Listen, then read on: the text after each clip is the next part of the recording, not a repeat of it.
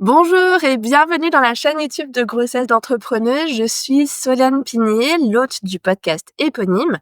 Avant toute chose, si le sujet de la grossesse en tant qu'entrepreneuse vous concerne parce que vous êtes en projet bébé ou même déjà enceinte, n'hésitez pas à vous abonner à cette chaîne, à activer les notifications aussi, comme ça vous serez tenu au courant dès que les prochaines vidéos seront publiées. Au fil des semaines, vous allez découvrir des histoires d'entrepreneuses qui nous partagent comment leurs grossesses ont impacté leur business. Mon intention, en fait, en faisant circuler ces retours d'expérience, c'est de vous permettre de faire des choix empouvoirés pour que la grossesse soit synonyme d'opportunité pour votre business. Vous allez découvrir ici un extrait, une pépite d'une de ces interviews. L'idée, en fait, avec ces vidéos plus courtes que le format podcast, c'est de vous proposer le meilleur du meilleur des échanges avec mes invités. Et puis, qui sait, ça vous donnera peut-être aussi l'envie d'écouter les interviews dans leur intégralité au format audio. Je vous en dis plus à la fin de la vidéo, mais sans plus tarder, je vous laisse avec la pépite du jour. Entre-temps, on avait fait le deuil d'avoir un enfant, puis on dit: «Bon, ça coûte rien». Là, 43 ans, là, j'arrive à 44 ans. Voilà, là, j'ai 44 ans, je commence à avoir envie de terminer mon congé sabbatique, je commence à avoir envie, voilà, la sève revient, la santé revient dans mon corps et l'élan de revenir au travail revient aussi. Et je me dis: «Bon, ça coûte rien de contacter ce médecin-là» et ce médecin-là, c'était la première fois que quelqu'un me parlait, comme un être, comme une femme et évidemment un couple désirant un enfant et mon âge n'était plus du tout au cœur du sujet. Et lui, je lui dis: «Je parle de ma thyroïde» et il me dit: «Bah oui, évidemment que c'est responsable. Bien sûr, c'est le premier examen qu'on demande». Et là, quand il me dit ça, ça me rassure, alors qu'on m'avait jamais demandé d'examen de thyroïde avant. C'est une naturopathe qui avait identifié ça. Voilà et après j'ai trouvé une super médecin à Paris qui me suit, même à distance maintenant, pour ma thyroïde et qui est, vraiment adorable. Et donc j'arrive chez ce médecin, ma thyroïde était déjà réglée, mais je voulais plus d'enfants et ce médecin, voilà, il me traite, il me parle comme une femme désirante et d'enfants. Il me dit qu'on va tout faire pour avoir un enfant et l'âge n'était pas un problème et il me demande de faire des examens qu'on m'avait jamais demandé de faire avant, notamment la thyroïde et il me dit: «Bon tes examens sont parfaits, on peut y aller», et on y est allé et c'est allé très vite. Et là, il y avait un truc dingue, il y avait 3 ans qui étaient déjà passés et entre le moment où j'ai parlé à ce médecin, où on lui a parlé et au moment où je suis tombée enceinte, il y a eu 40 jours qui sont passés. Alors qu'il faut savoir que pour faire des examens, faire des échographies, tout ce qui demande en plus, c'était la période de Noël et que ça corresponde avec mon cycle et que ça corresponde avec, les rendez-vous qu'on pouvait avoir dans ce centre de PMA. Ça a pris 40 jours, enfin, j'en ai des frissons parce que normalement, ça prend des mois, ça prend des années pour avoir un rendez-vous et pour que toutes les conditions soient réunies. D'habitude, les résultats à ces examens que j'ai fait, ils sont longs. C'est hyper long pour avoir des réponses, à certains examens et là, c'était Noël, c'était le cas, c'est de le dire. Il y a eu un déclic, enfin, les planètes étaient alignées et 40 jours se sont écoulés entre le premier entretien avec ce médecin et le test qui montre que je suis enceinte, 40 jours. Et ça correspondait, j'étais dans le moment où je faisais mon comeback de avec Sablier Vrai, je faisais les portes ouvertes Sablier Vrai et j'annonçais la formation pro et j'avais assumé que j'aurais pas d'enfant et donc j'avais mis plein de présentiels pour toute l'année. Et là, je vois le test et je sens que cette fois, c'est la bonne. Après, j'étais jamais sûre parce qu'on avait eu beaucoup de déceptions, donc j'ai mis 4 mois avant de l'annoncer publiquement. Je l'ai annoncé au bout de 3 mois à mon équipe et 4 mois, à mes clients et publiquement. Et encore, même après 4 mois, j'avais vraiment peur et je suis tombée enceinte mais tout s'est déroulé merveilleusement bien. Hem et évidemment, il fallait continuer à faire des examens régulièrement, surtout la thyroïde et tout le reste, parce que j'avais 44 ans. Voilà, au moment où je tombe enceinte, j'ai 44 ans et je devais accoucher, au moment où il y avait un des stages, un de la formation professionnelle. Donc là, je briefe très vite mon équipe en leur disant que, c'est la première fois qu'une formation professionnelle allait avoir lieu sans moi Et c'était bien parce que aussi j'ai pu l'annoncer aux personnes qui étaient dans la formation pro. J'ai pu le leur annoncer. J'étais là au premier regroupement. J'ai pu le leur annoncer. Donc j'ai eu beaucoup de chance sur le timing et elles comprenaient toutes très bien que je ne sois pas là au deuxième regroupement et mon équipe a vraiment assuré grave. Et le deuxième regroupement, c'est mon due date, ma date de, d'accouchement. Le Pour tableau. Ouais. ma date de terme, voilà. J'aime pas utiliser le mot accouchement en plus. Ma date de terme et voilà, et j'ai pu faire le dernier volet de la formation professionnelle avec mon bébé de 3 mois que j'allaitais. Donc il est né. Et comment ça s'est passé cette annonce, de ta grossesse? Parce que parfois c'est quelque chose qu'appréhendent, les entrepreneuses. C'est vrai que les salariés sont protégés à partir du moment où elles annoncent leur grossesse. On peut pas les virer, on peut enfin, en théorie, en tout cas, on est censé protéger leur travail. Quand on est à son compte, on peut avoir des clients qui tournent le dos, des prospects qui vont voir ailleurs, des membres d'équipe qui j'ai déjà eu un épisode comme ça, avec Olivia, je le mettrai dans la description, les membres d'équipe qui quittent le bateau. Ouais. Ben ça, un membre de l'équipe qui quitte le bateau, je l'ai ouais, je l'ai eu, un membre de l'équipe qui quitte le bateau, je l'ai eu, mais pas pendant la grossesse, je l'ai eu après dans mon postpartum. On va faire les choses dans l'ordre, je te le raconte chronologiquement. Donc là, je l'annonce et tout le monde était content.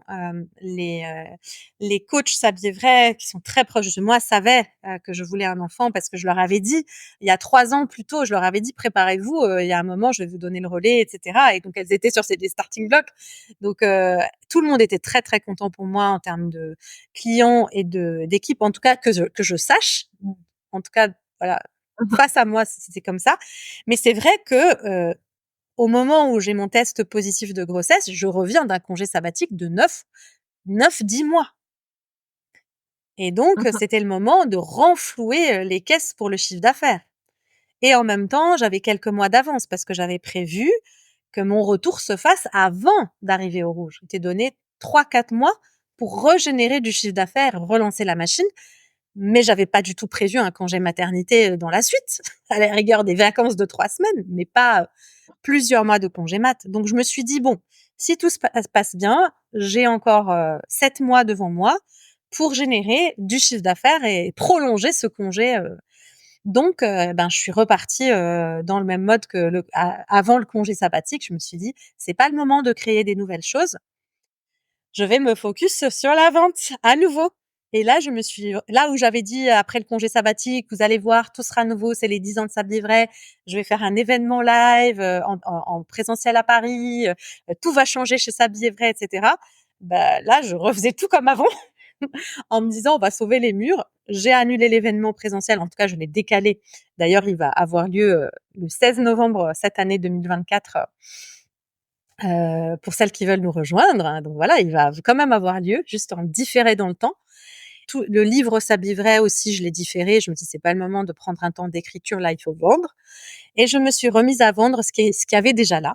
Mon équipe, j'ai une équipe exceptionnelle vraiment qui est là, qui m'a accompagnée là-dedans.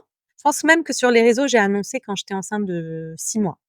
Donc voilà, donc j'ai régénéré du chiffre pendant des 8 mois, j'ai bossé, et puis le dernier mois, c'était horrible. Voilà, c'était mon mois le plus difficile, c'était enfin tout se passait très, très bien, mais toutes les mamans, qui ont vécu leurs 9 mois de grossesse, peuvent parfois comprendre, que pour moi, ça a été voilà, j'avais les jambes, qui avaient triplé de volume, j'étais très lourde, j'avais pris 27 kilogrammes, j'en avais marre, j'appréhendais comment j'allais donner naissance à mon enfant, et puis tout comme toi, j'avais fait la prépa de Quantique Mama, j'avais les mêmes BD que toi. Là, quand je t'ai vue, je fais: «Ah, c'est on a fait le même cheminement». Et je rêvais de donner naissance à mon bébé à la maison, et j'avais toujours cette peur parce que les médecins n'arrêtaient pas de me le rabâcher. Et ça, d'ailleurs, je fais un appel à toutes les doulas, sages-femmes, médecins qui peuvent m'entendre. Hem, tout se passait merveilleusement bien pendant toute ma grossesse. Tous mes examens, le bébé et moi, on a été vraiment en parfaite santé. L'année de mes 44 ans, j'ai donné naissance à mon bébé, j'avais 45 ans et 1 mois. Hem, Tout s'est passé parfaitement bien du début jusqu'à la et même la naissance. Et donc mais pendant même ma doula, tout le monde me disait: «Oui, quand même, ton âge, oui, quand même, PMA, oui, quand même, machin». Et je ne trouvais pas de sage-femme qui m'accompagne pour la naissance. Tout capotait. Tous les plans capotaient. Voilà, et j'avais qu'une hantise, c'était de vivre la césarienne et qu'on aille me mettre là sous prétexte que je suis à risque. Et je cherchais en vain le témoignage d'une femme qui avait donné naissance suite à une PMA, qui avait donné naissance naturellement à son bébé chez elle, à la maison, euh, et que ça se soit bien passé. Et je n'ai pas trouvé de témoignage de maman. Alors j'avais trouvé des mamans qui avaient accouché après 40 ans chez elles, à la maison, où ça s'est bien passé, mais c'était pas leur premier enfant et c'était pas une PMA. Et j'avais besoin de m'accrocher parce que comme personne me soutenait à l'extérieur, j'avais besoin qu'on m'empower, et toutes les sages-femmes qui pouvaient le faire n'étaient pas dispo à ces dates-là, ou celles qui étaient dispo avaient peur de le faire, ne voulaient pas le faire. Mmh. Donc j'ai fini par aller à l'hôpital. Ah oui, j'ai pas dit aussi que on voulait me déclencher à 40 semaines et j'y suis pas allée. Ah, d'accord. Voilà, j'y suis pas allée, mon bébé Mmh. et moi, on n'était pas prêts. Enfin, surtout mon bébé. Et comme tous les voyants étaient ouverts, que le cœur du bébé, que tout allait super bien pour lui et pour moi, bah, je suis pas allée. Et je suis allée 2 semaines plus tard. C'était le dernier jour de la 42e semaine. Il y a ce pouvoir des médecins, surtout ici en Algarve, au Portugal, c'est horrible. Voilà, en 2024, 2023, 2024, on est encore à l'âge de pierre ici, et ou alors un hôpital très évolué, mais les mentalités à l'âge de pierre où on prend le contrôle, tout est aseptisé. Et le médecin qui me dit: «Mais madame, vous n'êtes pas dans une maison de naissance. Si vous voulez vivre vos contractions, restez chez vous». Alors que quand je suis arrivée à l'hôpital, j'avais des contractions toutes les 2 minutes, ce qui est normalement suffisant pour y aller, mais ils m'ont fait attendre 3 heures dans la salle d'attente avec des contractions qui se sont mises à s'espacer, et mon col s'est refermé jusqu'à ce qu'il m'humilie en me disant: «Mais peut-être c'est mieux que vous rentriez chez vous et que vous reveniez plus tard». Si cette pépite vous inspire, n'hésitez pas à écouter l'interview dans son intégralité sur le podcast donc Grossesse d'entrepreneuse. Pour ça, il y a plusieurs options. Vous pouvez l'écouter directement depuis une application de podcast sur votre téléphone, par exemple Apple Podcast ou Spotify. Je vous mets le QR code à l'écran pour que ce soit facile à retrouver. Il suffit de scanner avec votre téléphone et puis comme ça, voilà, ça s'affiche directement. Ou bien vous pouvez aussi écouter directement sur le site internet de Grossesse d'entrepreneuse. Je mets l'URL juste ici, pour écouter depuis un ordi, une tablette ou même encore une fois un téléphone. Les liens cliquables sont en description de la vidéo évidemment. Voilà pour aujourd'hui et puis à une prochaine pour une nouvelle pépite de Grossesse d'entrepreneuse.